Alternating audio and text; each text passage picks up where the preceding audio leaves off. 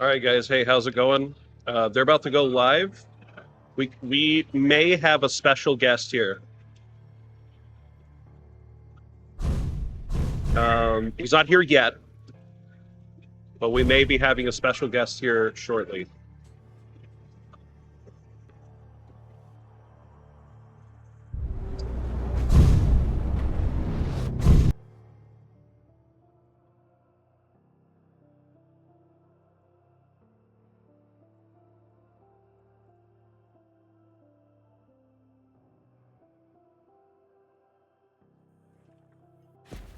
Kill the unbelievers.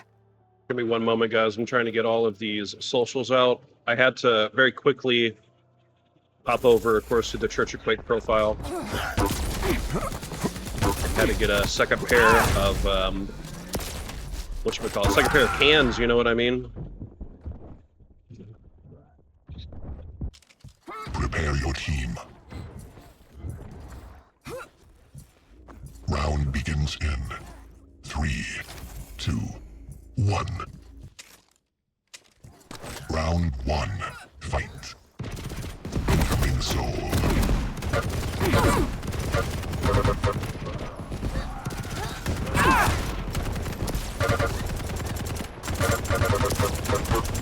Guys, I'm so sorry. Small thumbs, I'm trying to get all this done. Soul spawned. Soul lost. Soul taken. Soul lost. It's going to be a little difficult with how this is. Alright, looks like we have Ball Sack here. They've taken the lower base. Nice job holding. They had really good, strong forward defense, I think is the best way that I could put it for these guys. Really good forward defense.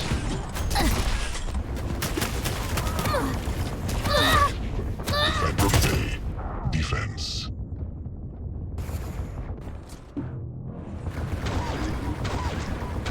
Incoming quad.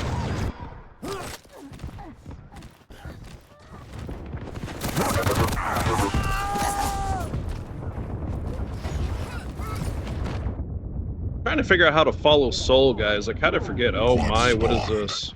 Enemy has the quad.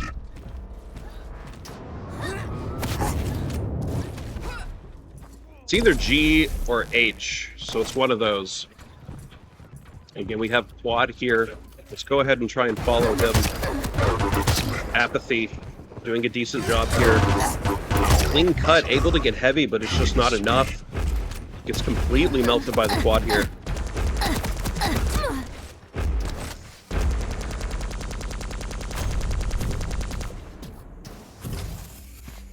There's a lot of strong teams that are signed up. So I'm very curious. These guys just beat us and push us out of the tournament. Let's go ahead and see how blue team's trying to handle this. And this is Freed Sack.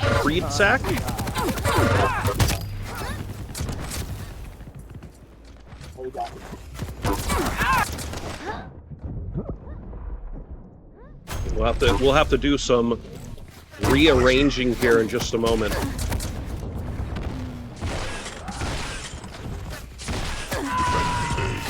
Defense.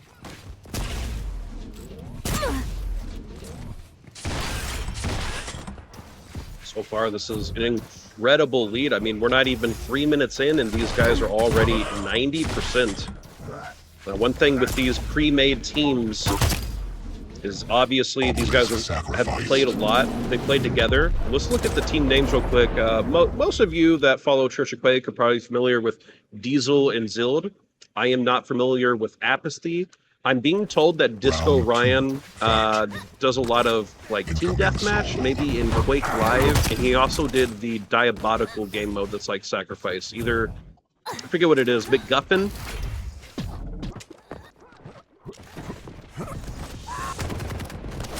So who is going to be the first person with Soul here? We do have Diesel with Soul down at heavy, trying to to make his way to Bravo here. He will be successful. Got a couple people down here. LG. Death is the only privilege.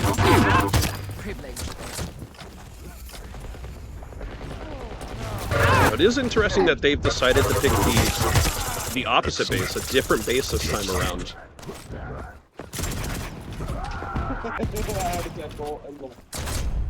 You can do this for a lot of reasons, of course. Switch things up for one. You don't want to become predictable, right? If your enemy team knows you like a particular base, they could easily start setting up for you. Excuse me, setting up for that. Guys, we had a huge barbecue lunch, and I'm like still absolutely full from that. You have the soul. Impressive. Capture. Defend B. Quad spawned. Your team has the quad. Again, guys, we should be having a guest here shortly. I really hope so. So lost. Defend B.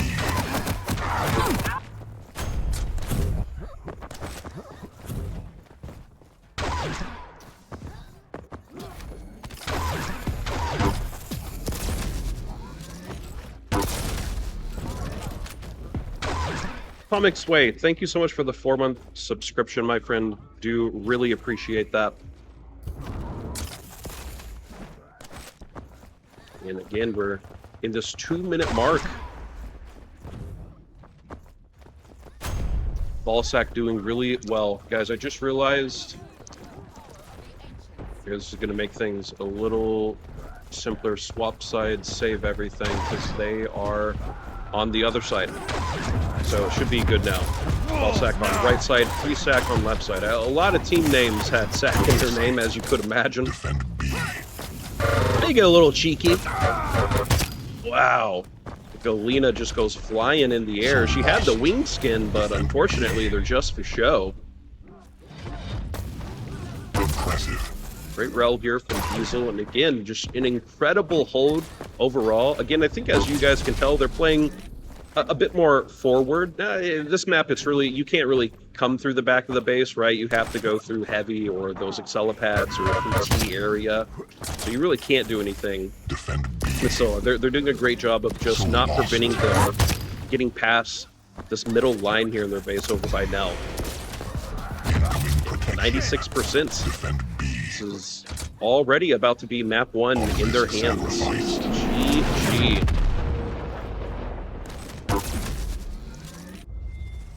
Alright guys, give me one moment. I just got to check to make sure I'm good here. So, Ballsack, game 1.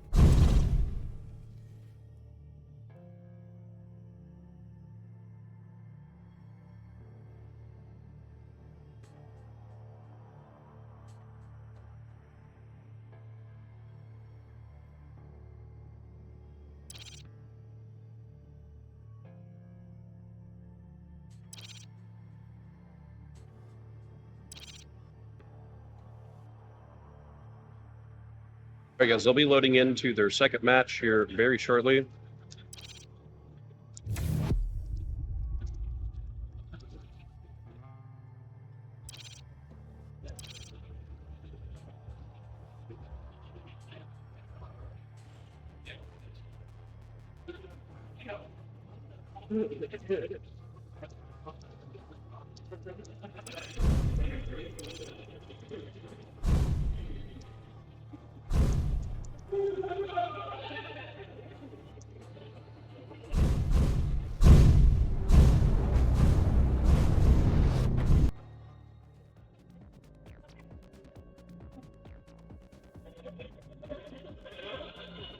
I think Nvidia or someone is doing a raffle right now, guys. So you may start to hear some cheers and whatnot. This one's gonna be epic! This QuakeCon's a retirement party. You know, guys, the biggest thing that I've noticed this year are kids, younger people. People are bringing their children. It's a lot, but it makes sense, right? I mean, when people first started coming to QuakeCon back in the 90s and early 2000s, they were in their, you know, teens, 20s, maybe early 30s, and now they're at the age to have kids and grandkids. You know, it's really becoming a generational con. Round one. Fight. Okay, let's try and focus a bit more on blue this time. That's going to be free sack.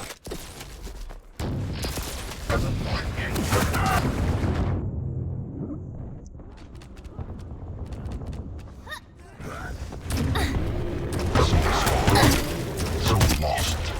Denied. Excellent. So taken. Capture. Clean cut, so a bit of a turnaround here from free sack. So they have now got this first base here, castle base, very strong base. Or at least it certainly can be. You can really only come through rail side or through the front. You can even try and jump over a few things. You have the soul. And by jump over a few things, I really just mean the hole in the wall, of course. Impressive.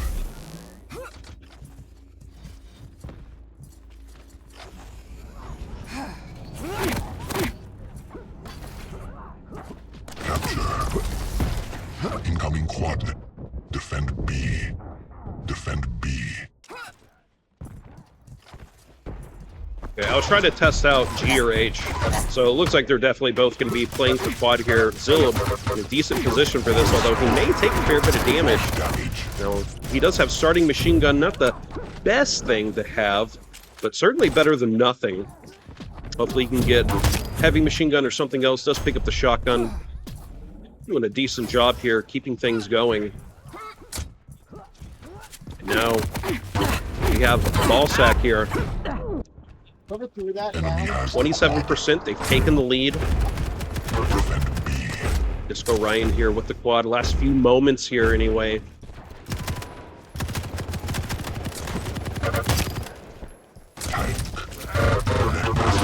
At least the kids I've seen have looked very healthy, so hopefully they never have diabetes or have to deal with that stuff. Wouldn't that be great?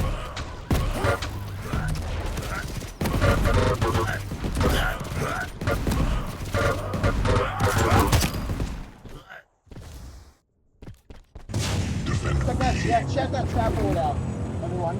Check that scaffold out.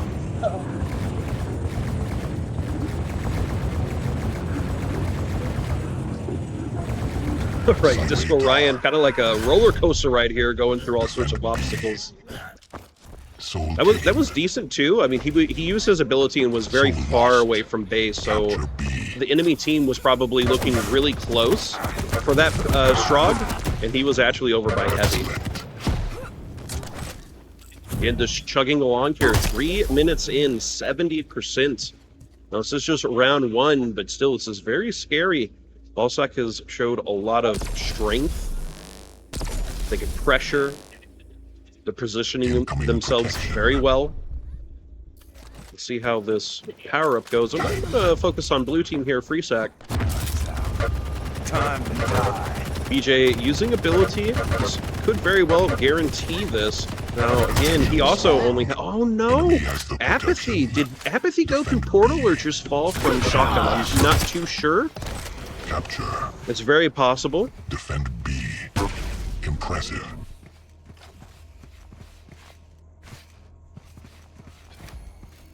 Obelisk sacrificed. Guys, that is GG. Already here. I'm sorry, GG. Good round, I mean. Whoopsie daisy. Round two. Fight. Incoming soul. Oh my, I hope they're not turning on each other. That would be terrible. Joe Bots, Huster, Clean Cut, JC bots. Unfortunately, I am not familiar with anyone on FreeSec. Perhaps someone else has heard of some of those names. Sometimes I've realized there'll be someone like I've never heard of thinking they're new, and then someone will be like, oh no, they're definitely part of the community, they just haven't played in a while. So that does happen. Perhaps these guys are a bit more known, and it was just some years back that they were more active, more popular in the scene. Diesel trying to come behind these guys.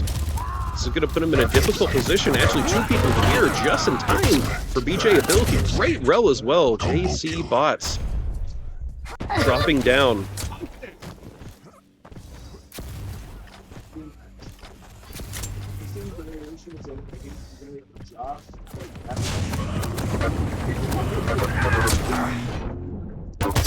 Incoming quadlet.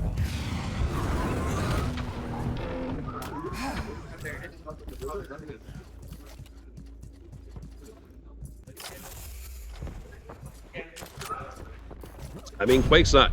I know people like to joke about it. Your team Hey, how's it has going? the quad. Impressive. Defend A. So lost. So switch to Disco Ryan here. He does have quad. So getting shotgun here. Positioning himself very well, picking up Soul. We're going to take this back to base. Capture. Defend A. Quad's going to be out soon, but again, these guys playing very forward. Definitely not wanting these guys to get through at all. Two coming through Rel. Disco's a little low. See what's going to happen here. Clean Cut trying to take out Apathy. And Overstack is up. I see two totems. I'm not sure where that third totem is. There it is. Okay, so we've got two in base and one far away. Good potential here for Overstack, for Ballsack. Defend A.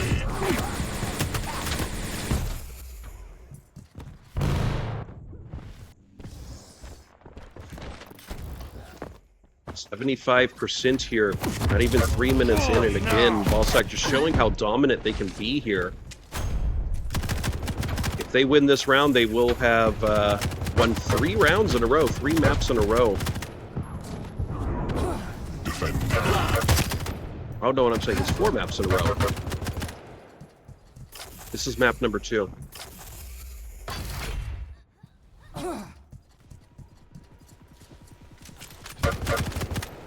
Finally totem down. No more overstack potential. Let's see how Blue's doing here. Clean Cut, getting Mega. I mean, this is it. They have to get in, and there's no one there. It's going to be a GG.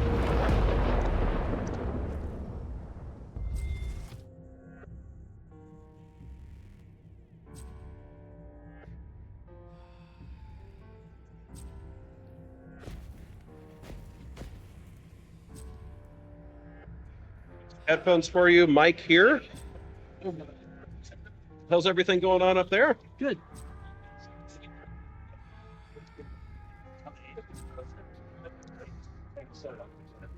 All right, let's see how stages are looking here.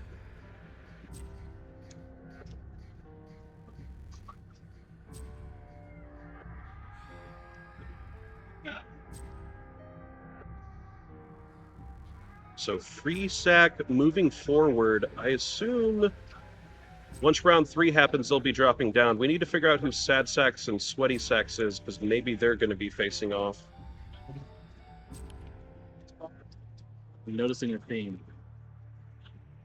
What? I'm noticing a theme in the names. Oh, yeah, I know, right? Everyone wants to have Sack in the name. All right, let's see if we can find Sad Sacks or Sweaty Sacks.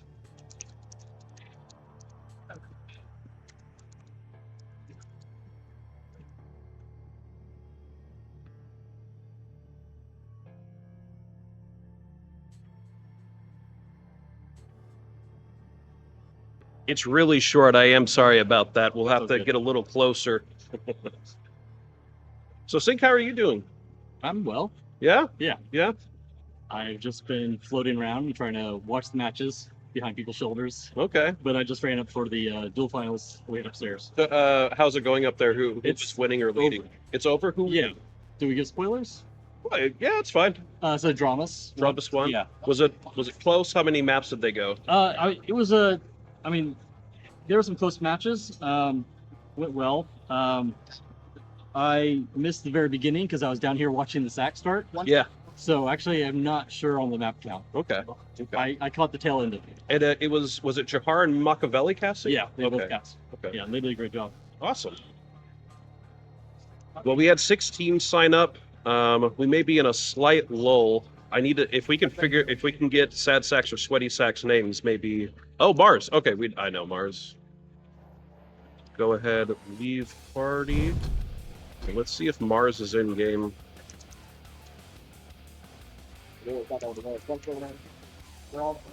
He is in game. So hopefully they're just in one game and we can get into the next one.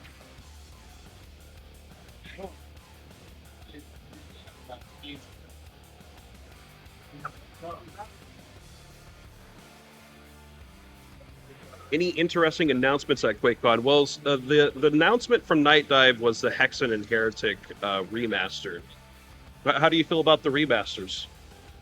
I enjoyed working on it, and it's nice to get it out. Which one do you like more, Hexen or? I've always been a Hexen guy. Okay. Which is sometimes I feel well. I didn't realize this, but apparently that's an unpopular opinion.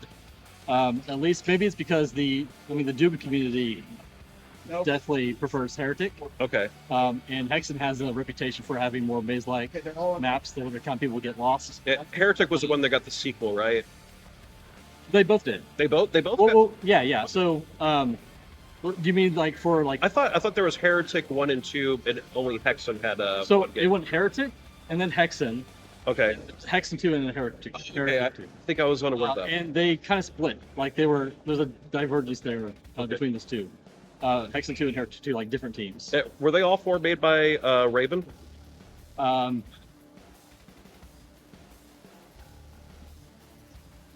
trying to remember on Heretic 2 because I don't recall. I know the game, but I don't remember if Raven made that.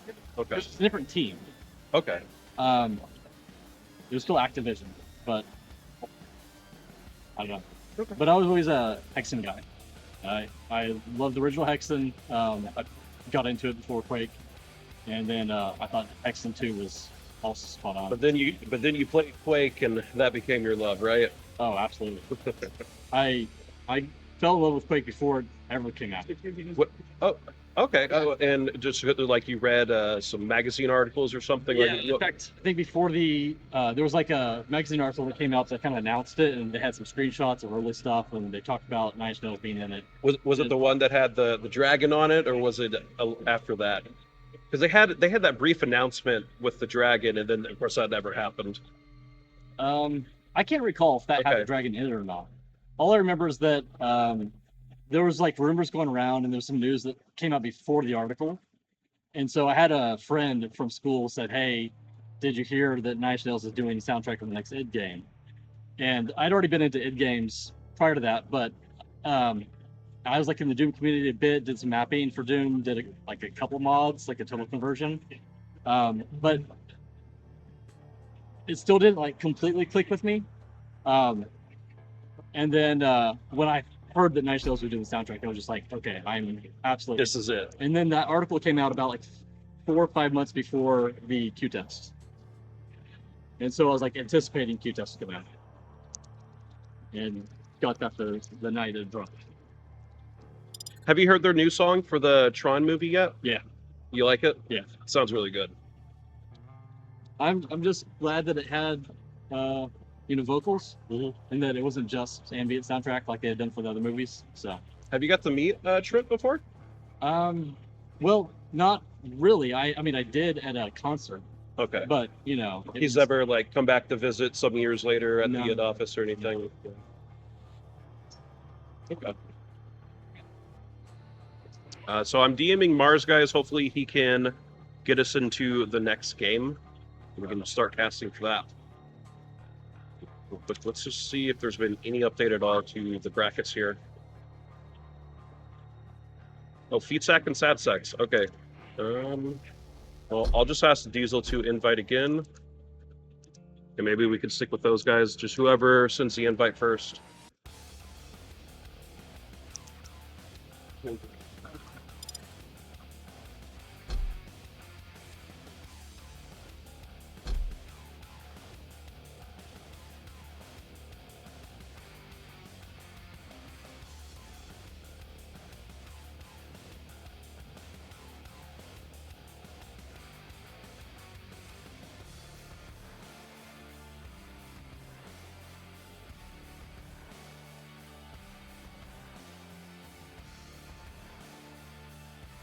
You like a Ball's Energy by any chance? No, I just finished. Yo, Carlos. Thank you. He gave me 4 pizzas For what? for the one of the coupons. Would you like a slice of pizza? No? Okay. You I'm can leave me one. finding people. I Okay. don't want to. Thank you. I really appreciate it, Sonny.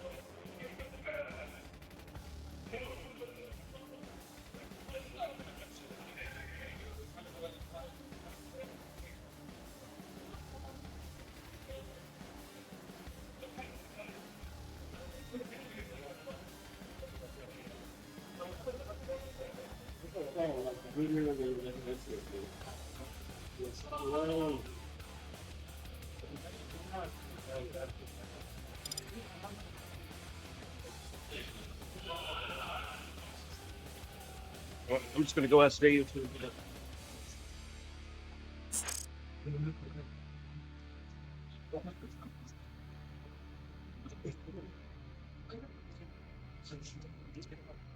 So, who was your favorite champion to play for Sacrifice? I know, different maps and everything, but who's your go-to or the one you like? Honestly, I think I've pigeonholed myself a bit too much lately. I've gotten in the habit of only playing like Strong and Ranger, Okay. like regardless of mode and map, and that's bad. I just realized that probably this past week, and was just like, man, I used to play everybody. I had a few that I really preferred, but I played everybody, and I haven't done that in a while. Okay. So that's unfortunately my answers. I've probably been playing Strong the most.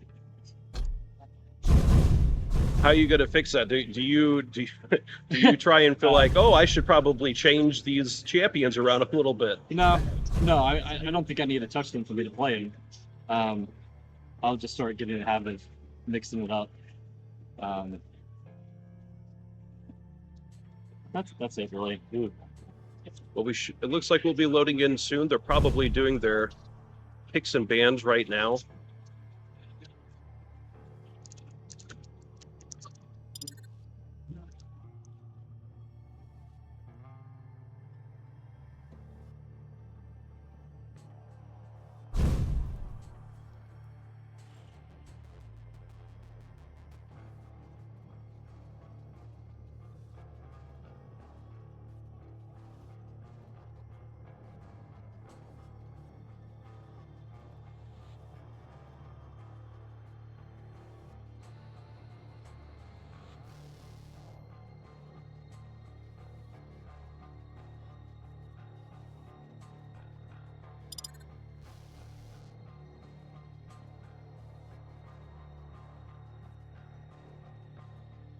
Okay, winter bracket finals, guys. This will be a really good matchup. Do you keep up with the prominent Sacrifice players in the community? Do any of these names look familiar to you? Oh yeah. Okay. I probably don't know everybody, but I try to tune in every time you guys are playing. Yeah, we appreciate that.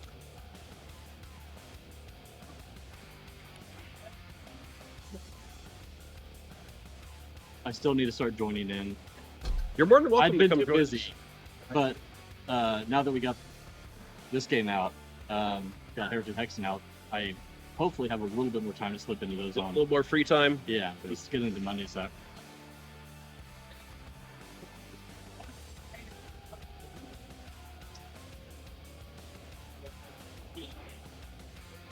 Yeah, get that next one.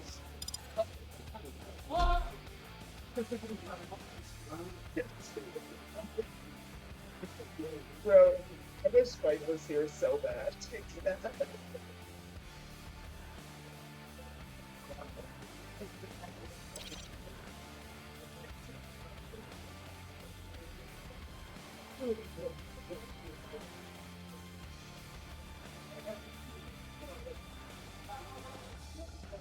That guy is slow down.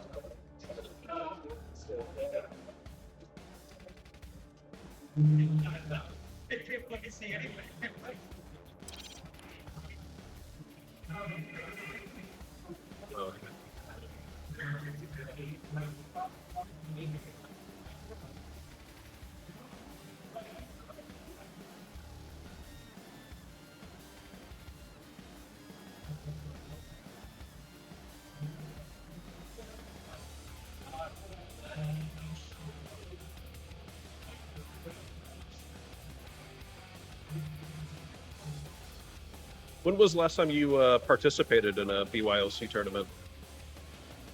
Well, I'm not allowed to. Oh, you're not because that would be I mean, they probably don't care anymore.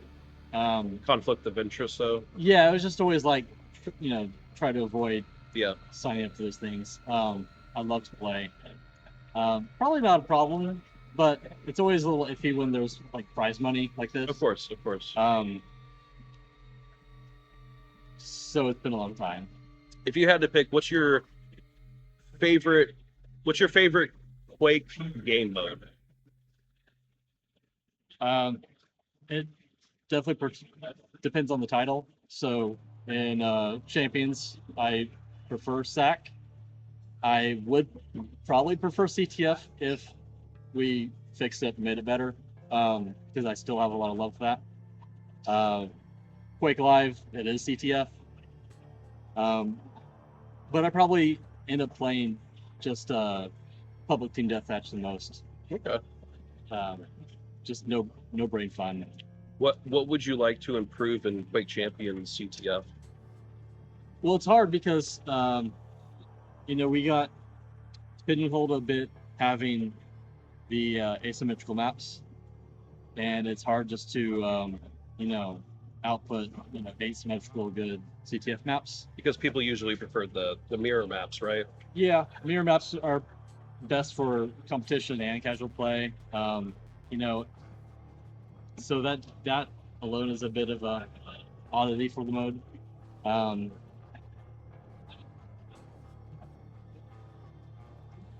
So I wish we had better CTF maps. They're fun so far. I enjoy all the maps. Yeah.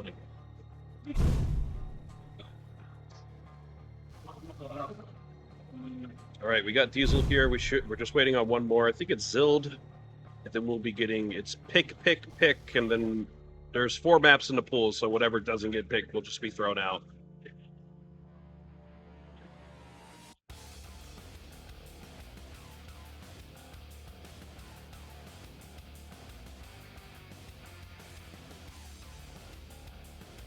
Got a question from chatter. Would you like to answer a question, maybe? Sure. Who is your favorite pro? If I had to give a cop-out answer, Yeah, it would be Fox. Fox. From And Quake what? 3. Okay. And what do you like so much about Fox? Pro.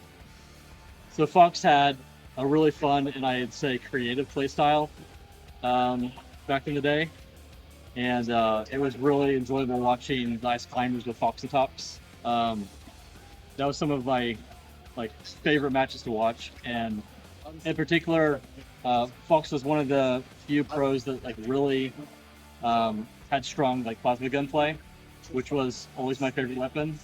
Both because it was underutilized by most players, despite being the highest DPS. Mhm. It was a lot more difficult to use, and so it usually took a back seat. And so you would see Fox just do all sorts of trick jumps and really kind of pin people down with plasma, and that was enjoyable. So He's kind of like was my all-time favorite to watch. Okay. Champions, I have some favorites, but you know, I don't like to play favorites when people are still kind of actively playing. Okay. Okay. Yeah.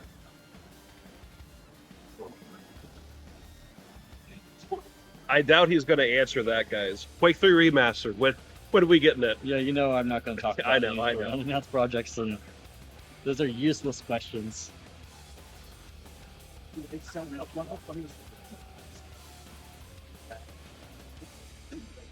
Sir, the game was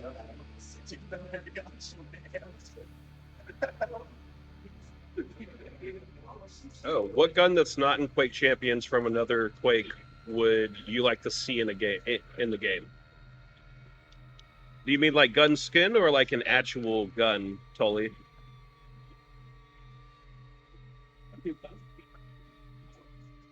I'll answer with an actual gun. Okay, go for it.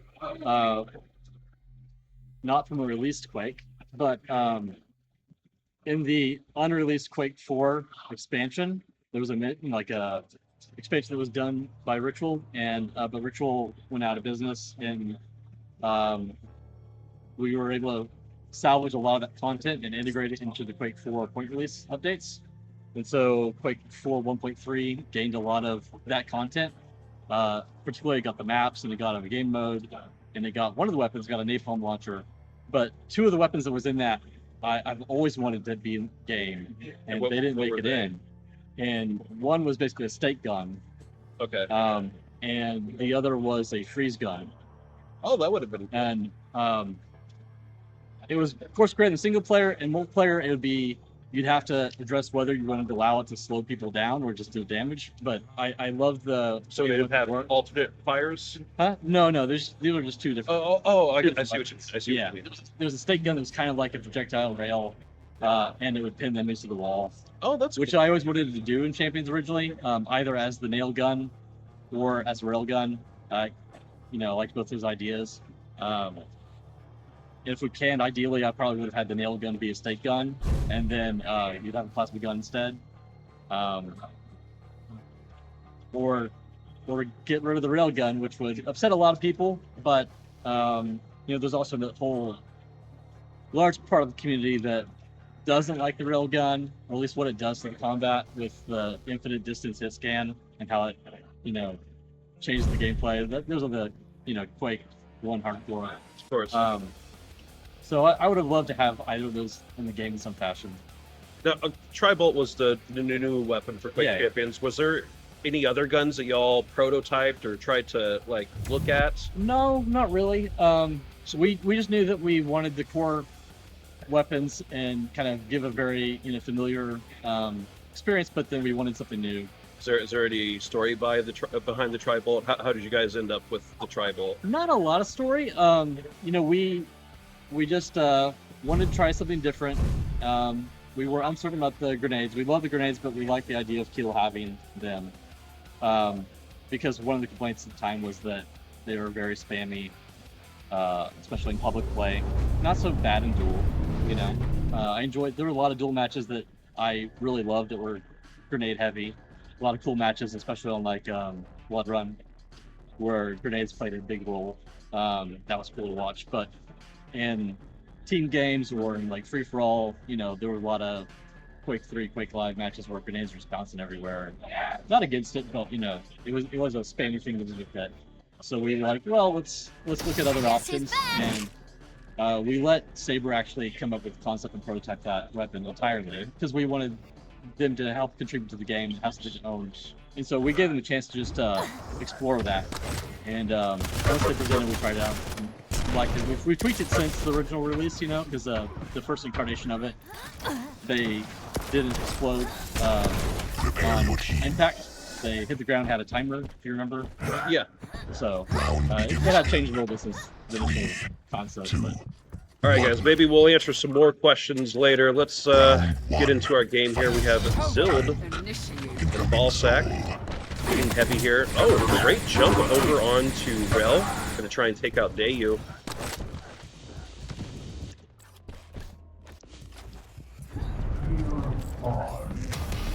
Soul spawned. Soul taken.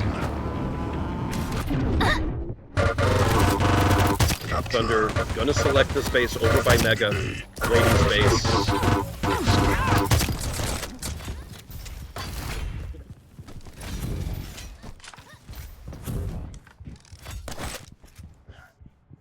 We have Green Thunder, Dayu, Sunny, and Ed's forehead on a team. Zild, Diesel, Apathy, and Disco Rain on the other team. Those are both really solid teams. Nice roll from Apathy. Everyone's dying, though, on red team.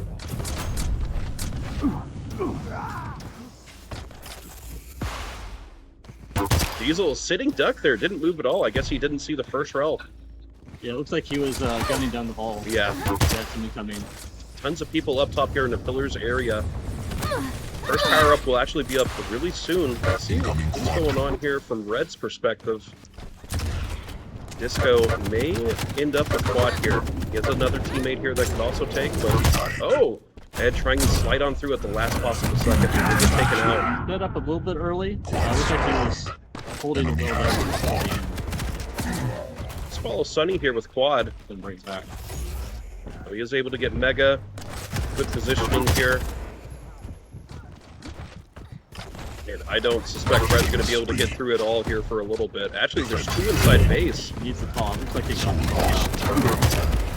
So lost.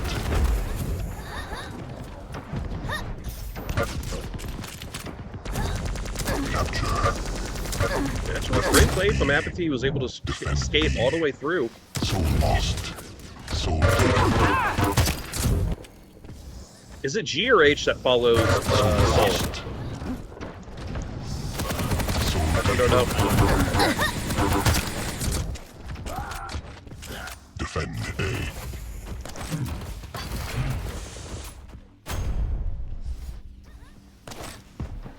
Already 60% here. 2.5 minutes in. Soul taken. Sweaty Sack. That's blue team's name. Sweaty Sack. Defend A. 70% for Sweaty Sack. There's actually a Strog on just the other side of this wall. Trying to sneak through, but Disco is going to get taken out.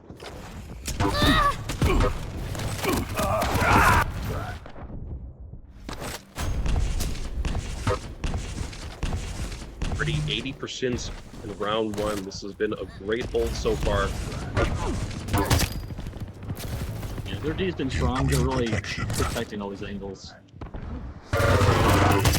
Defense. Now, if you're getting this far behind, what do you think your best option is to try and break through? Obviously, proc, maybe a power up. Yeah, it's going to be too late. Unfortunately, they need the proc, but they're going to run out of time for that. So lost.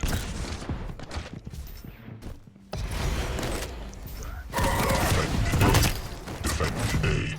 Defense. 99%. That will be round number one. Yeah, that was tough because the timing lined up right. Just too late to get protection. Round two. Fight. Incoming soul.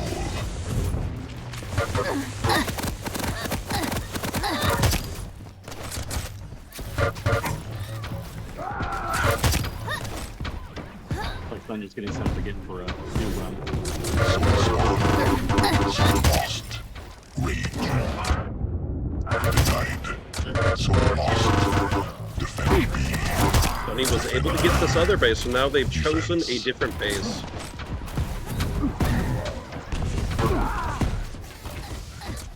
I've noticed a lot of teams, if they win a base in round one, they'll try and maybe go for the opposite base in round two. What do you think that's a good strategy to maybe kind of keep the enemy team on their toes so you're not predictable?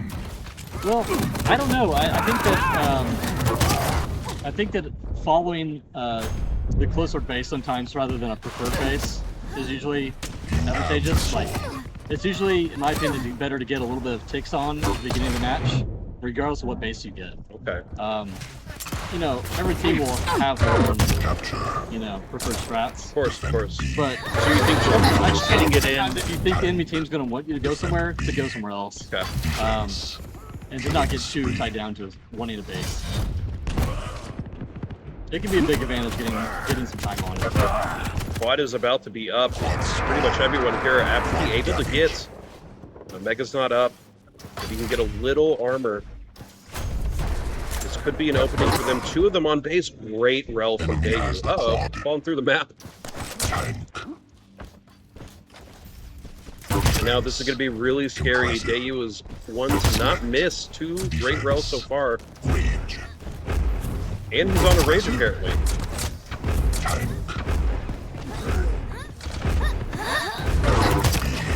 minutes in, already almost 60%. Yeah, and he's also quite stacked. He was able to get Mega and Heavy, it looks like, recently.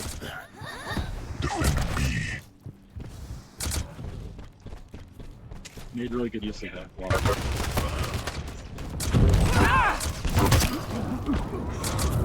What do you think about all the random call-outs and names that we give to places on the map? Like ladies. It's great, although I never liked the ladies one, but that's fine. What? They're not ladies. They aren't? What are they? They're not ladies? No, they're not ladies. Who are they? So lost. It's an incorrect representation of Volker. Okay. Although Volker is a bit So they're actually dudes. well, Volker is a little questionable. But as a human, Volker was a dude. Okay. I'll have to let everyone know we need to call it dudes now or something. Yeah, he's a bit of a middle ground as Volker. Have the soul. He has some both parts. Incoming So, protection. ladies is still acceptable. Okay. It just threw me off because I never expected people to. I think it's because it kind of looks like a gown almost a little bit. They're robes, Yeah. but it's like wearing, you know, a cloak robe. Protection spawn. Enemy has the protection. So lost. We have Disco Rain here with Rock, also with ability up. Now he's actually going to go down. Capture A. Dayu actually going to give. This is Yes. good. Enemy has the protection. Oh, but enemy was able to get So Proc. lost. Proc's going to be out very shortly. It doesn't look like Zilt's going to be able to do really anything with this. Let's go ahead and switch over to Sunny. He'll be able to cap. Gets taken out immediately by Diesel, but Diesel himself is screaming. He will be able to pull, but it's already... Oh no, his teammate was able to grab. It's up on bridge. Ooh. Cover it, they did. This is their best opportunity to come back. Absolutely. Mega's actually up as well. So lost. Sunny was able to grab 3 people up there. Man, I was not expecting to see 3 of them. Soul taken. Now we have Doom using ability.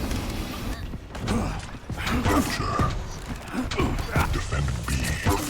Defend B. Impressive. So a lot of people don't like that Doom can use ability and run with Soul. What's your opinion? Well,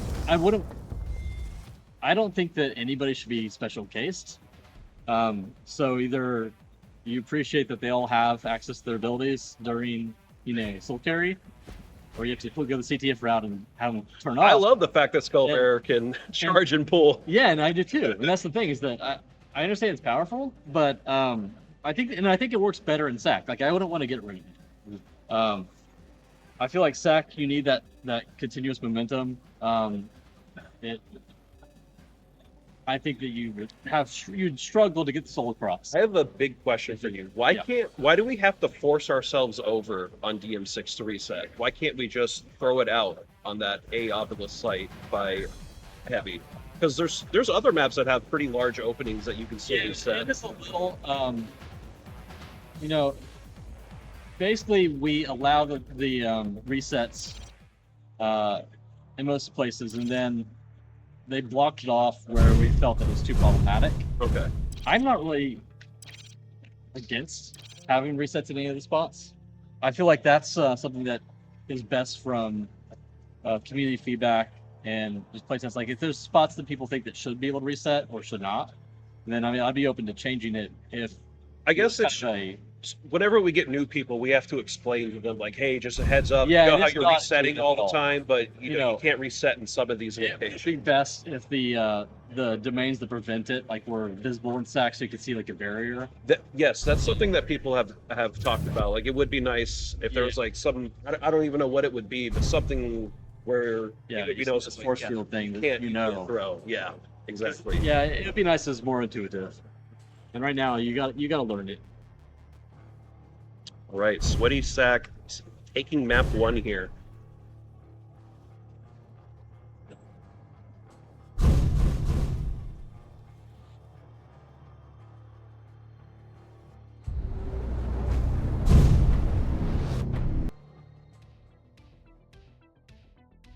Some crosshairs for different weapons. Is that possible? It's easy to do. The reason why we haven't done it yet is really just because it's a very complicated UI to add all of those things. Yeah, it's like, okay, what are my settings for all these different weapons? But it would really like require us to have like a menu that is just dedicated to weapons. It's like, hey, here's all the things I could do for this weapon, that weapon, that one, and you have a billion tabs for all the weapons. Okay. And then they all do the options. Something I can do. It's just a little ugly, a little complicated, and so there's always that decision about like, do you keep setting simple for people, or super advanced where they can dive in. Well, let's try and focus a bit here on BYOC, see if they can maybe have a bit of a turnaround this game. Map number 2.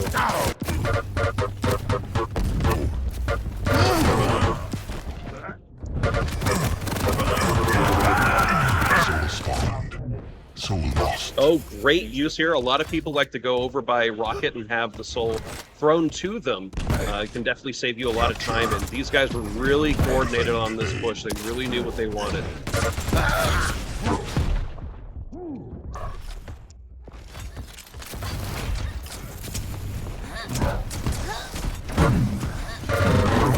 Soul taken. Soul lost. Soul lost. Capture A. Honey actually playing here by Rels. This is great. They have a lot of crossfire potential here. Defend A. Soul Sweaty lost. Sack are actually throwing up the T. There's no one there though. It will actually be thrown right back to Sweaty. Defend A. Incoming quad. Defense. Thunder also playing very forward in this T area, gives you a lot of options, a lot of view. Combo kill. Great rails all around from Thunder. And Quad's about to be up. This is a dangerous time for Sweaty. Quad spawned. Your team has the Green is quad. also up. Looks like they're going to try and save that per quad. Let's switch to him. Stopwatch. I will lead the way. Impressive. Oh!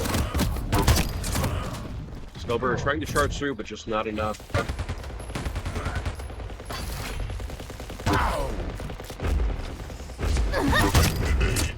Defense.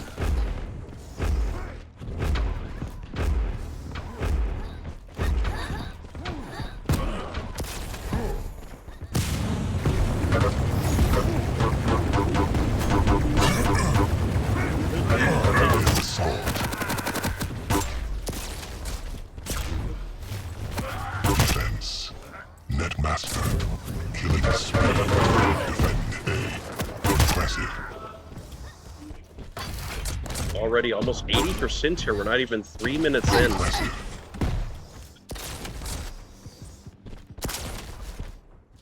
Yeah, they're struggling to break through. And that's some really good D.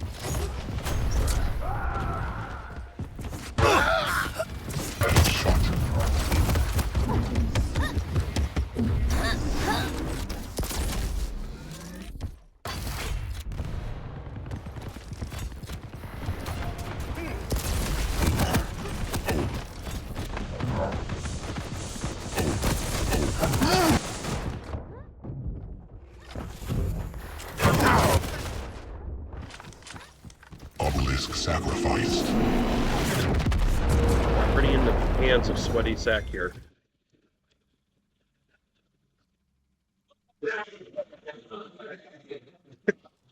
Round 2, fight. Incoming soul.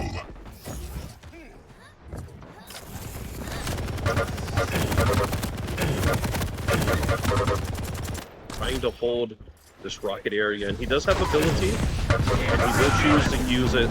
It's going to make it a little harder for him to push on through, but at the end of all this, man, I can't keep up. Who has it? Still just sitting here in hallway. From the grave. So lost. Humiliation. Still on the ground. Still on the ground, exactly where it started 30 seconds ago, or 10 seconds So ago. lost. Diesel trying, man, just no team is able to do anything. We're already back at the spawn point. Now he's going to be able to throw it. He does have a teammate.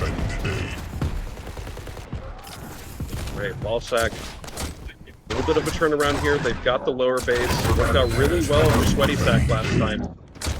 It is being pulled. Thunder should be able to take... Oh! Impressive. Double whammy. Double whammy here from Green Soul Thunder. taken.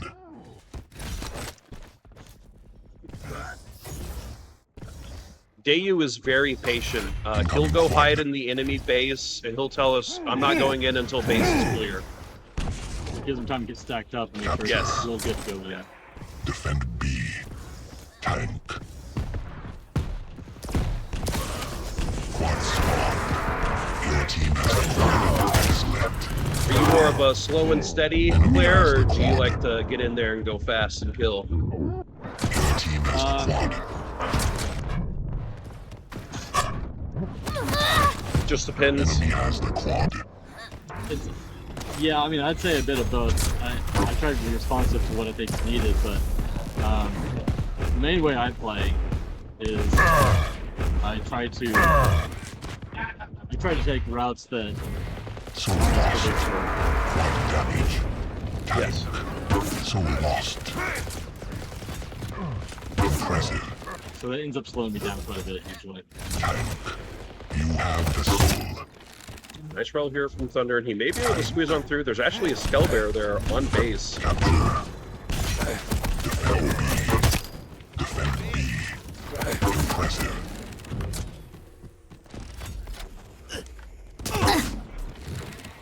It's like they're getting set up.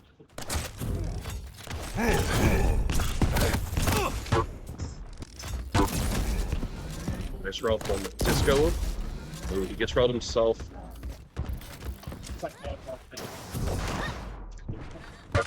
Netmaster.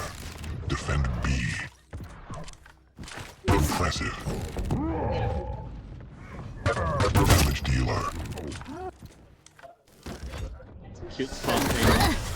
We call that McDonald's. Yeah.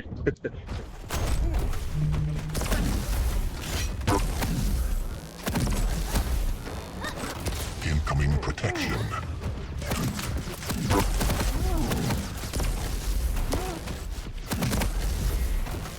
That whole center T McDonald's area Yeah. used to have doors that walked like on elevator. Oh, really? We had to have a key to open it. That's pretty funny. Where was the key located? I think basically where Soul was, Okay.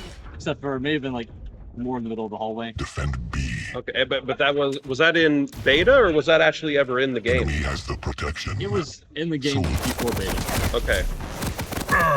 Have y'all ever thought about adding? Lovecraft had a key mechanic. Enemy I has didn't the know that. protection. Why did you take that out? So lost. I don't know. Was it not? Was it just not fun? Capture B. Because there's a fun factor, right? Like you gotta. Absolutely. Yeah. I think it was more of we didn't have time to make it fun and balance it properly for all the maps. And so it was ultimately easier to drop it. But It would be interesting if, like, as the round went on, like aspects of things in the map change. You know, that would be. it's always big request for that. So lost.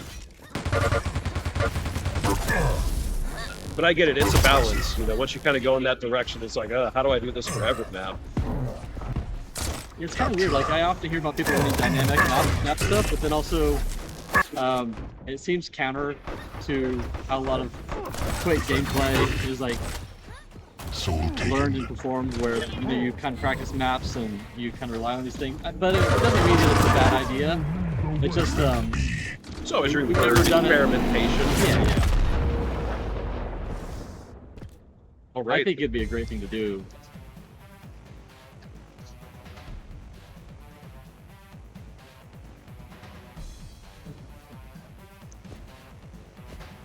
Let's take a look at the brackets real quick. It may be over.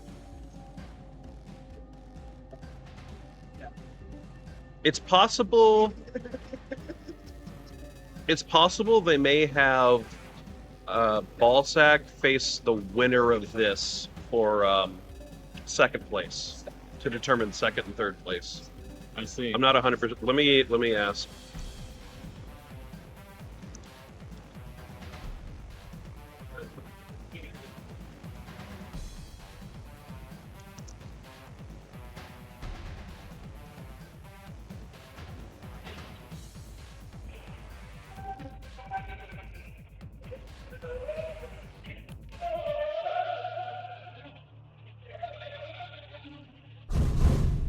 I think that's the best way to put it. Let's see what they say.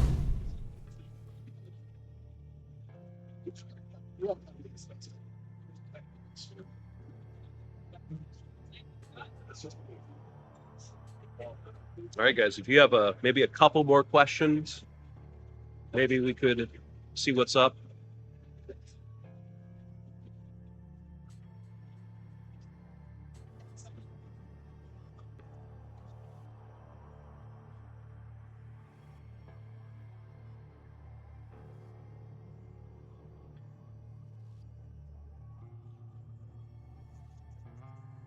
We only had 6 teams. We were trying to get a couple more, but it was also single elimination. Is the other match already over? I would. Let's see. The lower?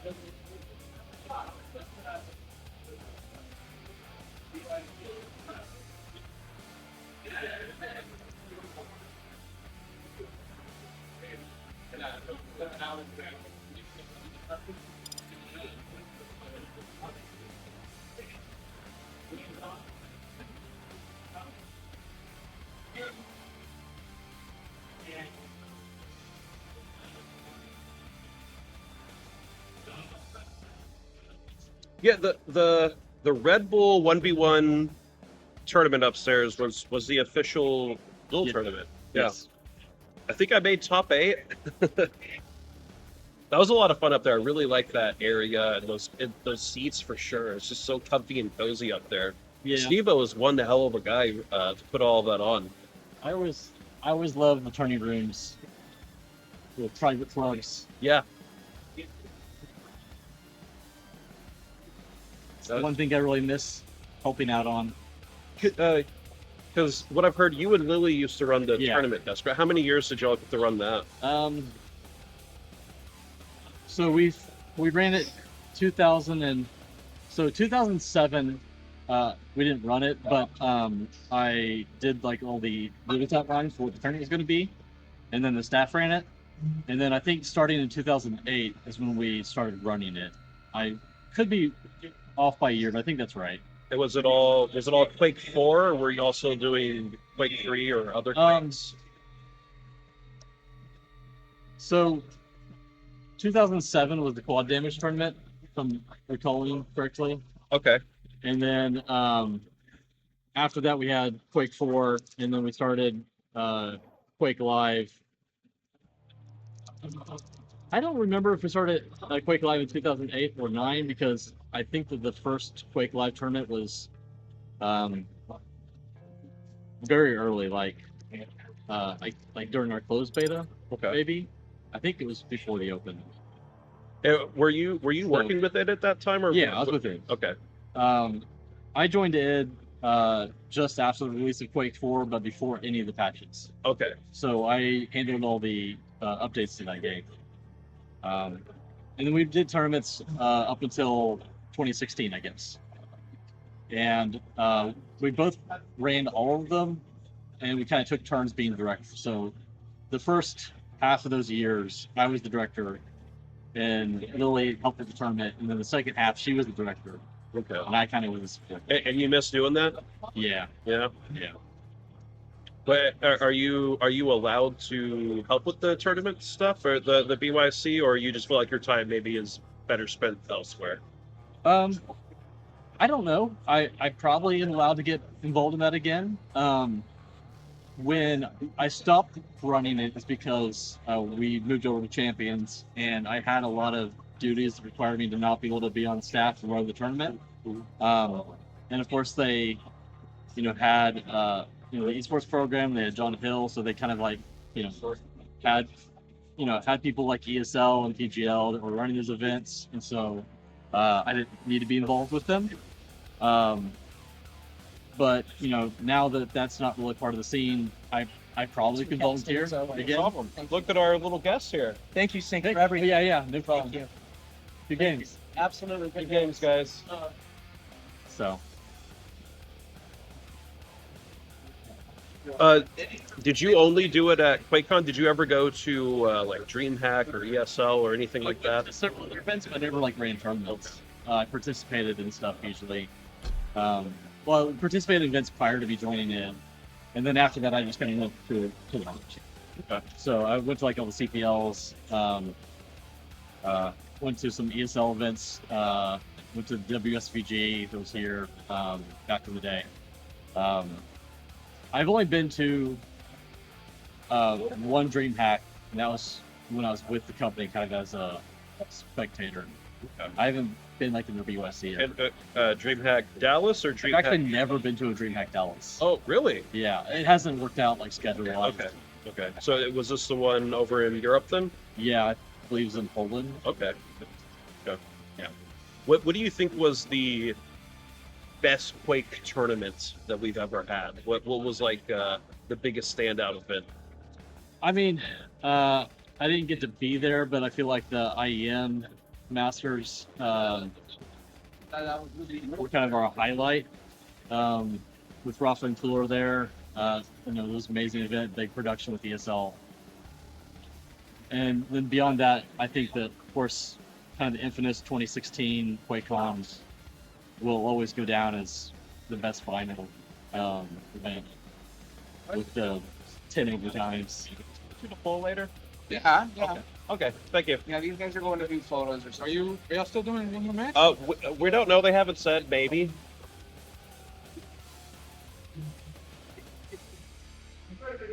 I'm sorry I interrupted you. No, it's all good. Yeah, so IEM and QuakeCon 2016. Could I make a counter? Absolutely. It hasn't happened yet. Oof. Bold. The best one has yet to happen. Probably true. In 2017 was actually quite fun. Having the huge AMD, $1 million tournament. Lower bracket or what was that? With where? The game that we just played was with Lord. Yeah. Let's take a look at the bracket. I mean, I don't think there's any. So, playing. which one were you? You were down here. No, we were a boss. No, they played. Boss. You're up here. I think the tournament's done. Yeah. Right. Yeah. And then we're seeing if these guys are going to have another game. I think y'all are done. Yeah, we're second. They're That's the fighting third for place, third. right? Yeah, fighting for Yeah. third. Yeah. Go through the tournament desk. You guys won your prizes. Yeah. Well, that's what we were saying, but after the first like means What's second place prizes? enjoy your Probably John's. I think I'm gonna practice that. That's been the meme, Papa John's, man.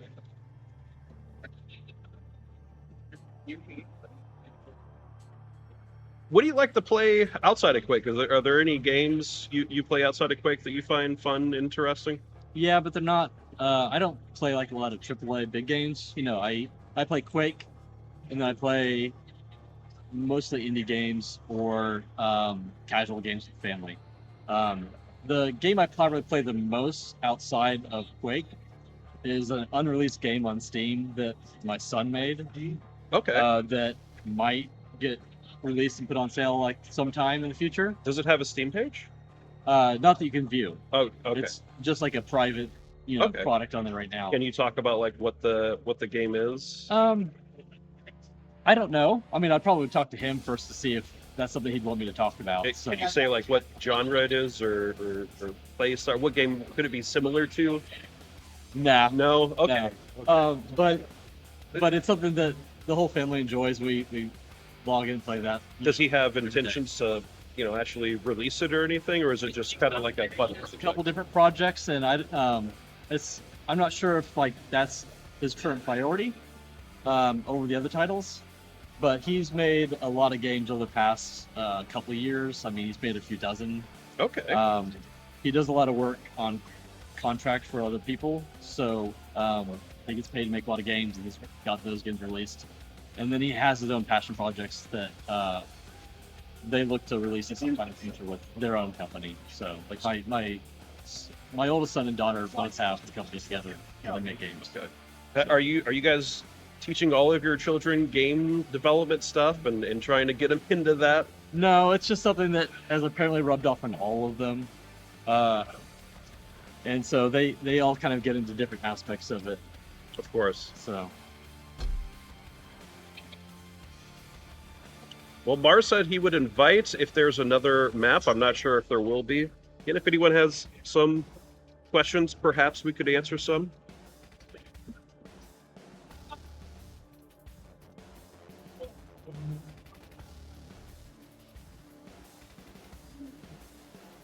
I think I remember you saying you like Elder Scrolls?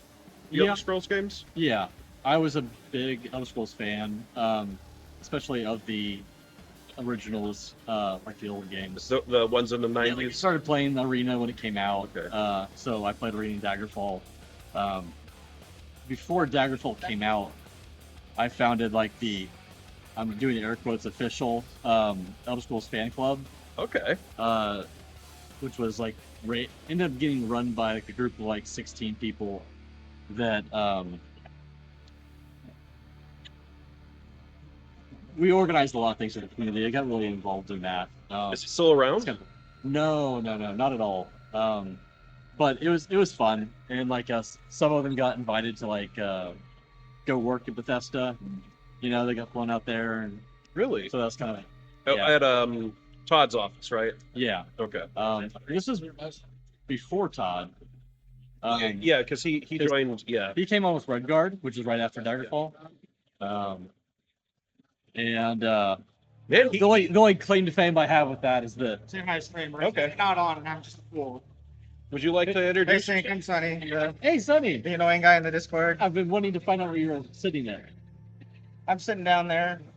Are you He going? has quite the setup. Yeah, Oh yeah, you should take a peek at it. yeah. I'll It's come over awesome. there later. No, this is fun. First QuakeCon, Great. meeting all the peeps in person. Yeah, I'm having a blast. wonderful. You have any questions for Sync or say something to chat? No, I just want to brag that I won 2 BYOCs today, first place. Nice flex. Wait, The today FFA. you won? Did you win this one? Yes. Yeah. Because we You just got... watched the He was game. clutch. Okay, that's right. I'm a little starstruck, man.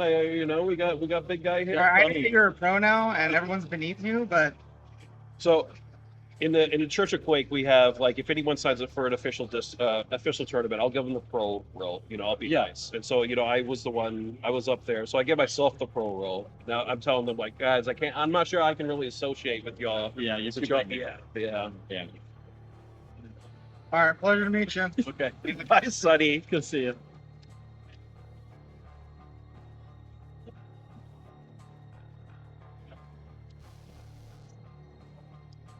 Old Hickory, when will I start hosting? Well, I help Faux Show with the NAQCL every Saturday, and that has a $100 prize pool. We have an anonymous person that donates $100, so I kind of already do.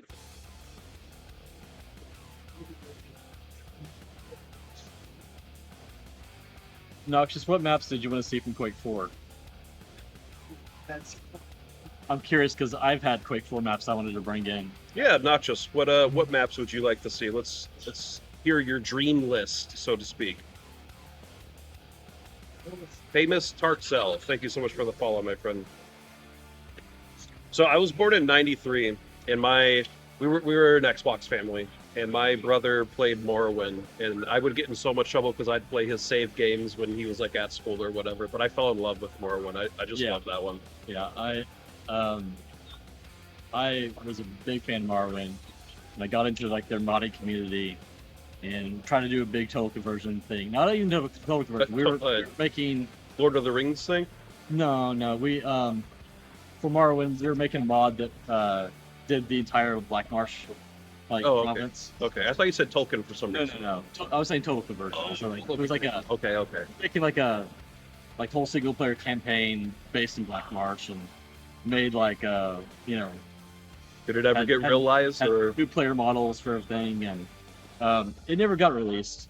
We worked on it for a long time, made great strides, but I'm sure like you think all those things like helped you get to this place now and was like good hands. I mean, maybe on like a personal growth level, and not like in a actual like portfolio aspect. It was just something good fun, but everything you do in like your modding kind of it helps build awareness of how everything works, how things come together, and it helps you understand development. So it's like the best thing you do if you want to get into games. It's just to find mod scenes and make stuff, have fun with it. Is that like your biggest advice? If someone wants to get into game development, what do you think's like the? Yeah, I think that's still the best way. I mean, it's hard. I feel like that my path in was different than how it is today, except for that fact. Like, I got into making mods and maps, and I still think that's like good advice. Just to even if it's get not, a little experience. Yeah, getting experience, whether it's to build a portfolio that you show, or whether it's just so that you learn how to do things and proficient and stuff. But also like when I got into like there weren't like degrees to learn game design. I don't know how important it is to see those through nowadays. I mean, Now they got most colleges. most companies won't even have a degree, but I don't think it matters whether your degree is in game design or if it's in business or English. But I mean, does Bethesda? I mean, does Bethesda require a college degree in order to work with them, or would your work be good enough to get you a job? I guess it would depend, right? I think it depends. I think that most of the job listings I've seen, have required degrees, but a lot of times, like at any job, it's still if you're passionate about a job and you want, it's always good to seek it regardless. Yeah, because who knows, maybe you can win them. Yeah, because I think that if you've done great things outside, of that on your own accord, and built things, then they can always take that into account and make decisions when they're interviewing people. So, I think most companies list degrees, if nothing else, just like filter out applications. Yeah. But I mean, I think a good resume can go a long way. Can I ask you a controversial question about mods? Oh yeah. What do you think about paid mods? About paid mods? Paid mods. Do you think it's going to ruin everything, or do you think it's a good a good stepping stone for modders? I don't know. I really don't know. I mean, I feel like that. Because there's some really good fan-made mods out there, and they claim that like we wouldn't be able to do it unless we knew that this money was going to come in. It's true. I just think that they're very different scenes. You know, if a game is structured that they have, paid mods, I think the good thing about it is that I do like seeing modders get reimbursed or, profit from their work. But there's a lot of different ways for that to happen, and it doesn't have to be paid mods. So, like, this is a little bit outside of the question, but for instance, like with Quake Live, one of the things I appreciate the most from that project was them letting me contract community mappers to get the maps formally into the game, because those were people that produced content for like a decade in Quake 3, of course from 99 up until 2007, and they had already done their work. Most of those maps had already been out there in the community. They weren't paid to do it. They did it for the love of the game.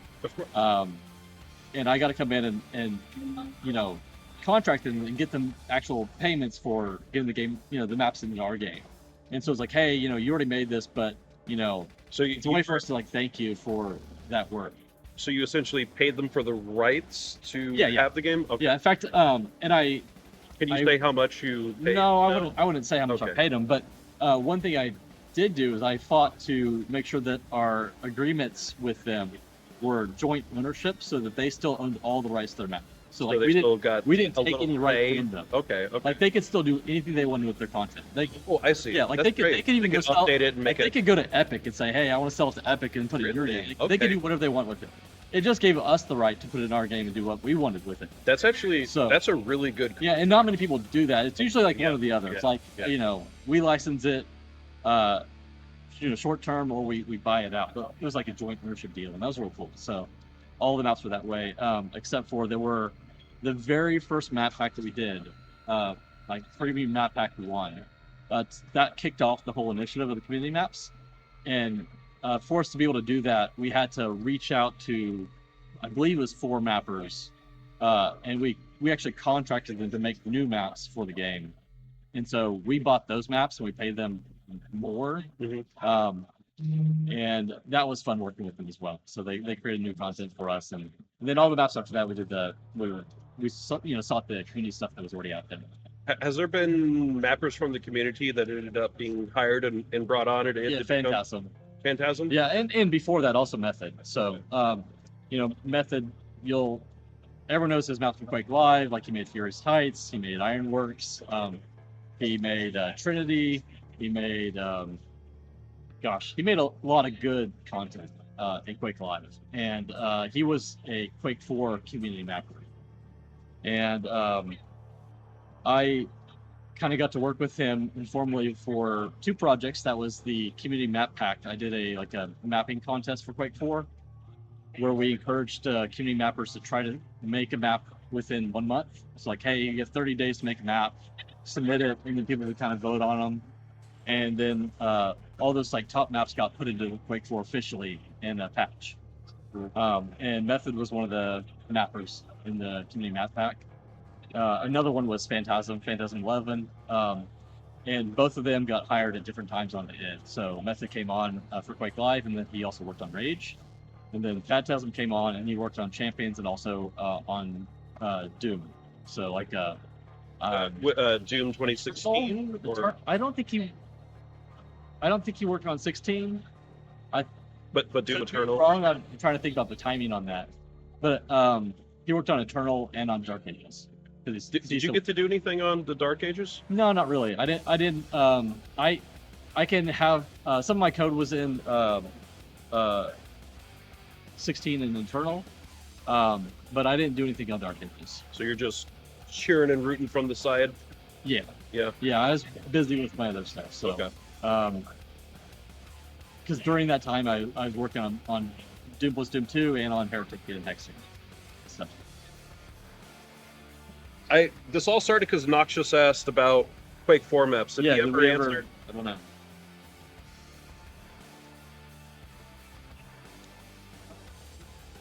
One shot on the one shot. Map pool from WSVG. So Monsoon, I know we can't add. Frantic, that would be awesome to work with Swelt again. Placebo Effect, we probably could. I mean, we'd have to contract from those because we don't have any rights to add those maps. Those are all community maps, and so we don't. It's always a weird thing. Some games just like take community maps and put them into their retail products, and I would never do that without talking to the mapper and getting a contract, and so it would require us to have some contracts and budget and things like that to like make an agreement. So we might be able to do that. But I know Monsoon is a map could never get added because that was made by Lucan, and he had agreement with his job that prevented him from selling like the maps that he made at that time. Okay, interesting. So that's like one reason why we never like try to bring like Monsoon and Glang and that content like into later Quake games like officially under our sort of agreement. So, but yeah, he's like top tier mapper, great work. I always love his stuff. Okay. So we probably couldn't really bring those maps. We'd have to be bringing in maps that we had delivered with the game. How about yourself? What map from a previous Quake game have you always wanted to bring into Quake Champions, but that never happened, or it just hasn't worked out, panned out? I'm gonna draw a blank on the name right now. Oof. I know the map in mind, and I've talked about it before, but I'm drawing a blank on the name right now. Where's Drake back when we need him? We need seat quotes. Yeah. I've struggled with names for this whole week, probably because I haven't gotten a lot of sleep. Do you want to introduce yourself? No, I'm good. Okay. Oh, well, who is he? Well, you tell me. Who do you think it is? It's Syncerror. Hey. Sure. Yeah. Good. Enjoy Quake Champions. Yeah. It's been nice. Well, I don't mean to take over your broadcast. What? Is your game over? Yeah. So- It's all over. Oh, okay. Okay. Yeah, we're third place by deep. Okay. Well, go get your prize, man. Did Was it Papa John's? Papa John's and balls, but the prize thing is closed, Oh, okay. So you have to get it another time. which means they open tomorrow. But I'm not Okay. gonna care about it tomorrow. So I donated it to someone. That's very kind of you. So anyway, Snake, it was great seeing you. Yeah. Appreciate it. Take care. Could you remember the name of the map? Did you? Yeah, I'm trying to remember, but the map I was thinking it was Lost Fleet. Okay. Which And is which Quake was that from? from Quake 4. Oh, okay. I mean, I was just thinking of Quake 4 maps. So in Quake 4, Lost Fleet was a smallish dual map. It got a lot of play in tournament. I thought it was lots of fun. Had some fun teleporter play. That has always been interesting to bring in as a dual map.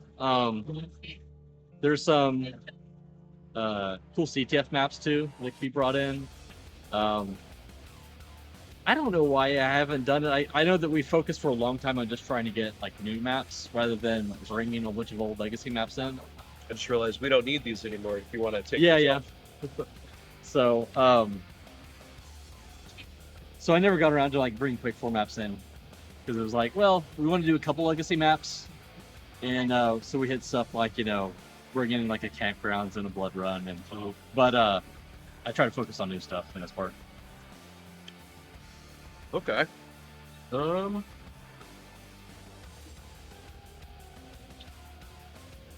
Rom's asking, Old Hickory, have you ever watched the QuakeCon 2010 final video? No, I haven't. Why is that important? Is there a specific reason why I should?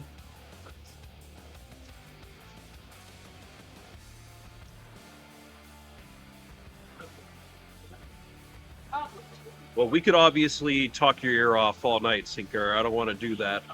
Maybe if anyone has like maybe a couple final thoughts or questions, and then we'll close stream down and let everyone go. Projectiles through teleport, I love in Quake. In Quake 4, you could shoot through portal. Yeah. Like in your rocket and whatnot. Yeah, would go projectiles would go through the. Okay. Yeah, that was going to be a passive.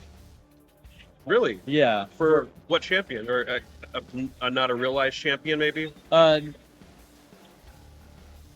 He got kind of far along, so we were gonna do a Kane, the main protagonist from Quake 4, and that was just one of his passives. Assuming that it wasn't overpowered, we'd have to play tests and stuff. We never got that far. We got all of his outfits made, so we had like 3 armor sets. Okay. And I think the vanity items and like some stuff done, but he never got finished out and like never had the code work for the ability or the passive. But that was like what the design was. Okay. So we didn't include it in the game because we're like, yeah, we want to have the Quake 4 protagonist in, and that makes sense. Like having to be able to do that, it'd be super fun, and it'd be a really strong passive, but it'd also be like kind of really exciting in a lot of matches. So. I guess it somewhat made it in the game because you could throw turret through portal. Yeah. Which is just like an interesting byproduct of how the turret was coded, because the turret's actually not this will make much sense, but the turret is a part of Eisen rather than it being like a separate item. Like the turret is Eisen. Okay. It's like a part of him. Okay. And so because of that, like it has player physics. Oh, okay. And that's why it goes on bounce pads and through teleporters, because it is a player. It's a champion. It is Eisen. Yeah. Okay. It's just part of Eisen that's somewhere else. And so it behaves to all the. Is that the same thing with Peaker then? Yeah. Okay. And that's why Strong and Peaker being a duo champion, and why it can go through the portals and stuff. Is Strong and Peaker based off Noob and Smoke from Mortal Kombat? No, it's not. Okay. Although I say it's not, but it absolutely was intended to be like a dual champion, kind of like some fighting games have, but not of anyone in particular. But I love that concept, and we early on really tried to push them as being like a duo that you were splitting time between. Okay. Did you want when you say that, do you mean like you wanted Peaker to have even more of a role? Well, a bit, but it's challenging because the entire idea of Peaker, when I was like pitching the idea, I don't think anyone else had any faith that it'd work, for obvious reasons, and that's that You were like, trust me, bro, trust me. Yeah, because I mean, yeah, Quake's, when you try to describe Quake to someone else that is new to the game, some of the early advice isn't usually very good advice, but that's like always keep moving, like that's one of the most common things said, and that's true. Like but obviously as you become a better player, you learn that's not the case. Like in duel, you don't want to always be making noise and moving around. Sometimes they'll sit perfectly still. Yeah, you need to know when to move. Yeah. And so, kind of with that in mind, I envisioned that I thought it could work. You just had to know like when it was safe to go into Peaker mode, where you could hide your body, how you could put Peaker between your opponent and you, so that you kind of kept them from finding where you were hiding. But it's a risky thing to do. Like I don't just mean like a risky thing to do in the gameplay. I just mean like we didn't know if it would really work. Mm-hmm. I'd hoped it would, but the idea of like, yeah, let's leave a player just stranded, sitting, inactive on the map that could get killed. It sounded like it wouldn't be very strong, but I think Peaker ended up working out really well. Yeah. Even in team modes or free for all, where you have a whole bunch of people running around, not just duels. So I was happy it worked. And because to get to the point, because we didn't know if that really worked, we didn't know if you could split the time more, where you spent more time as Peaker already, because it was going to be difficult to do. So we tried different things, but I like where we landed. But I like the idea of being able to spend a lot of time in Peaker. That's why you have a lot of flight mode time. I think too many people like instantly go to the kamikaze and rush with it.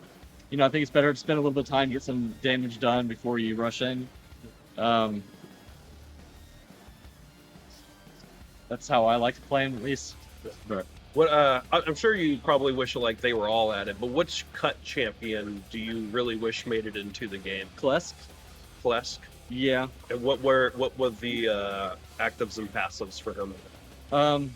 The active disabled everybody's ability around him that could hear him scream. So That's actually really cool. yeah, I really wanted that, especially for competitive play. That's a huge thing. So like, you know, your opponent's ability's up, and you need to make a play.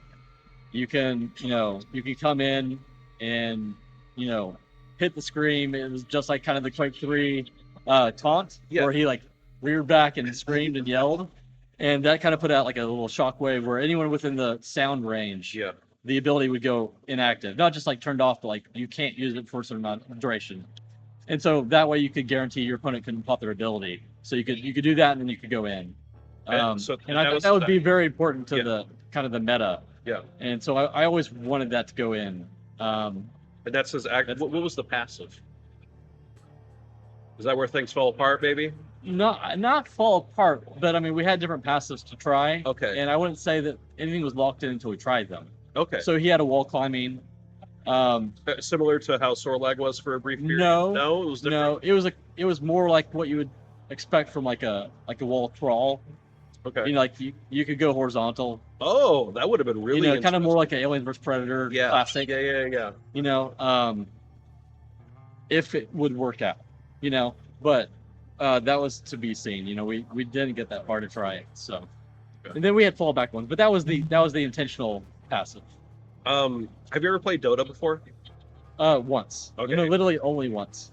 There's a champion or a hero, and it's kind of like that, where he can like silence other people's abilities, and it really changes the dynamic of the game because you can only rely on your weapons, right? Your hitting ability, your hitting power. Yeah, I liked it because it's effectively like in like QC Doom edition. You know, it's like you have Sarge where he has no ability. Yeah. It's like that, except you're forcing your opponent to be Sarge.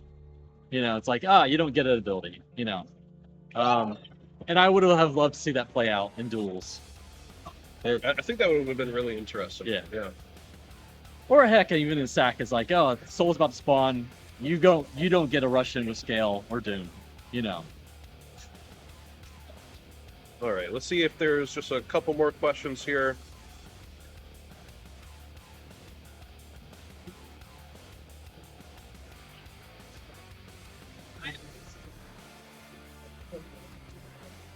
The turret is the fifth teammate. Timmy. That's what everyone calls him. Yeah, Timmy. Oh, I'm on board with calling him Timmy. You're what? Completely on board with calling him Timmy. Oh, okay. I loved it.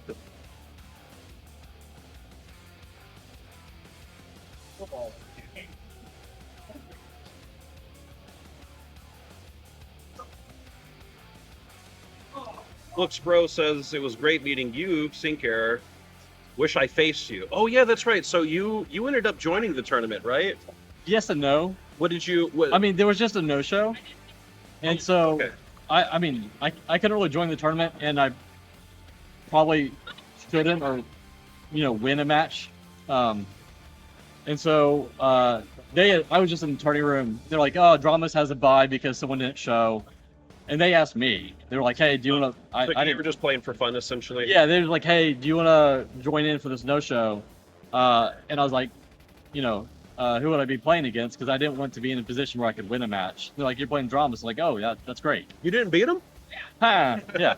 So I was just playing for fun, and of course I was not gonna, do good at all. I haven't dueled in a while either, and I had like 30 seconds to sit down and log in and just start playing.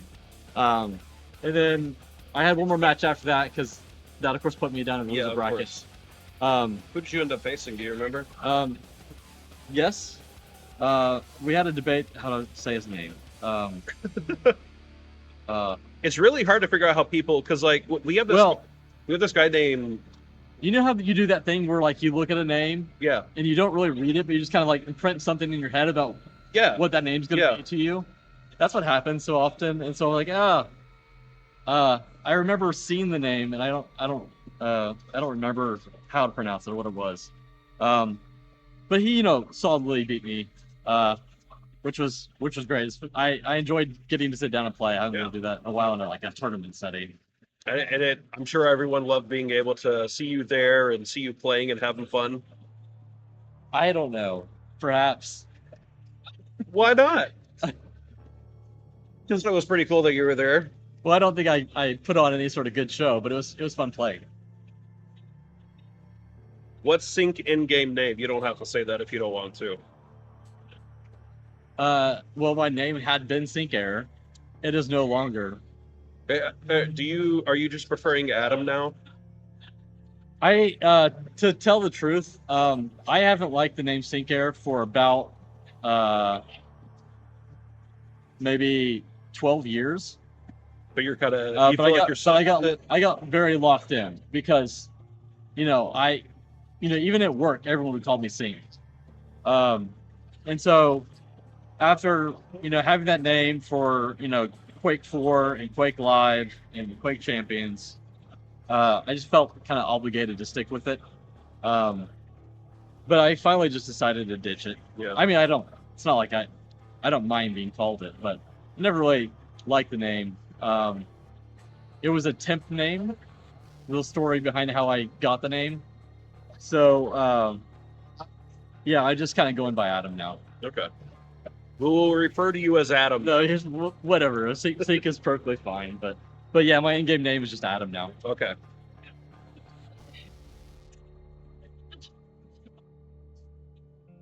Well, I'm not seeing any more questions. Again, I don't want to keep you all night. We could be asking questions for a while. Is there anything you would like to say to chat? Closing thoughts? I don't know. I'm just glad to see you all hold the tournament. I love watching SAC competition. I love the pugs. I love that you guys have regular, sacrifice matches. Kind of keep that community going. I think that Sacrifice is the strongest, mode in Champions. And I hope that you'll keep it up and that it takes off more and more people come and try it out. Because I think that there's so much potential for people to enjoy the game that haven't touched SAC yet still. So I look forward to, hearing more feedback from SAC players on how we can improve the mode. I'd love to kind of keep that going. We recently became a community Discord server, Church of Right. Quake. Oh, awesome. And so we've been getting a lot more people. And That's so great. It's been easier to get games. I'm Yeah. not sure if you follow the EU guys. They do the Monday pickups. And Yeah. we'll sometimes have 3 games going, 3 games of 8. Yeah, It's really I often try to tune in when I'm at work as long as I'm not in a meeting Yeah. or something and at least watch. And yeah, I just hope that keeps going because I think that's the kind of peak of Champions. That's the highlight of The community. It's one of the modes that the Champions function best in. Lets you have a diversity of abilities that aren't tend to kind of work well together with teammates. I love seeing that dynamic of having this one as the runner, to bring soul to base and other people defending and just a good dynamic. Okay. Well, Sync, thank you so much for stopping by. We really appreciate it. Thanks for all the support. Thanks for everything you do. I mean, you're the man. You are the man. Well, I mean, I can just say, thanks for everybody for playing because that's what keeps the game going, keeps it alive. So, thanks to you. Good to do that. Yeah. What do you got planned? Anything else for the rest of QuakeCon? Not really. Because it's really just the Wake and Quake thing tomorrow. I mean, as far as tournaments go, it's really just Wake and Quake for I think Quake Live, and then that's it. Like my job duties are done, so I've just been watching tournaments and Having fun. walking around the BYOC, watching people play Champions over the shoulder. Yeah. Everyone's playing Battlefield 6. I'm not sure if have you seen Battlefield 6 everywhere? I've seen it in some places, but I haven't watched any of it. Yeah. You're not into the whole tactical team-based shooting games? I'm not into many FPS outside of Quake. I think the only Battlefield I've ever played was the very first 1942. Oh, okay. At LAN parties back when, the only point in playing it was to run over teammates with vehicles. What year would that have been? Early 2000s, right? I think it would have been 2000. Really? Is that correct? I could have been 2002. The Bad Company games came out when I was like in middle school. So, but I knew that there was a couple more Battlefields before then. I'm not sure. So I was like running LAN. So before I was at id, I was running LAN parties. And we had an event called Gamers LAN that spurred off of a LAN center that I ran. It was also called Gamers LAN. And so those events, we'd hold Quake tournaments. And I know that some of the attendees there like spun up some Battlefield stuff. That was like my only exposure to it. Okay. But I never owned any of them. Closest I get is that I like Quake Wars, and I know that's a similar type of game. Yeah. But yeah, never got into Battlefield. We've thought about maybe doing Quake Wars because you can have more people on a team. Yeah. Right. Yeah, I think that would be really fun with the community. Yeah, and a lot of the competitive matches like chose to do big teams. It was like one of the games where you kind of had to decide in advance like how many people you wanted to play competitively. And you work on Quake Wars, right? Yeah, I'd say work kind of light, but it was made by. It was made by Splash. Yeah. But we did daily playtests at id, and we're doing like direct feedback with them to kind of tune the game. So I contributed, but I didn't make content or anything. Yeah. But it was still great to be a part of that process and see how it evolved. I remember like early on, it used to be like drop like 5 deployables of the same type, and it was, super defensive game. And so we definitely got it balanced to a better spot. But it was one of my favorite games during that era. Right. Yeah. Well, let's see if there's anything else. I don't think.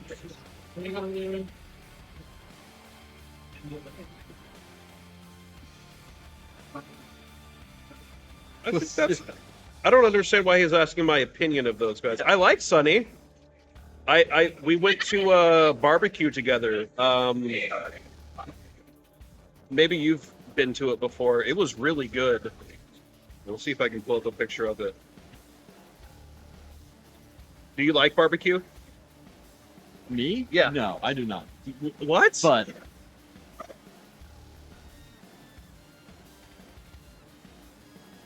Hutchins Barbecue? It's about 20 minutes away from here. Let me show you some of these. It was so good. Fried okra. We got 6 course. We got macaroni and coleslaw. yeah, Nice so you guys really beats. ventured out. We really did.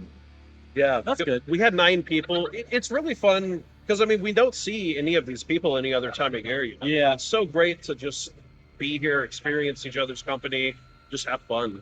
I remember we used to do that, like when we had, friend gatherings at QuakeCon, and we'd go have a big dinner out somewhere. Have you been to my steakhouse? What? Have you been to my steakhouse? No. No? No. It's really good. Honestly, the meal we had, it may be the best meal of the year I'm going to have. It was so good. Nice. All right. Sync, I don't want to take up any more of your time, but thank you. all good. Thank you so much, man. Yeah, thank you. All right, guys, I'm going to go ahead and close down stream and figure out where everyone is. Could be going to the pool. Let's see who we're going to raid. Is there anyone else streaming here? Let's give y'all... What do you think, Sync? Should we raid the Lifetime Gamer or Scarecrow? Yeah, I think you give some views to Lifetime. Okay, let's do that.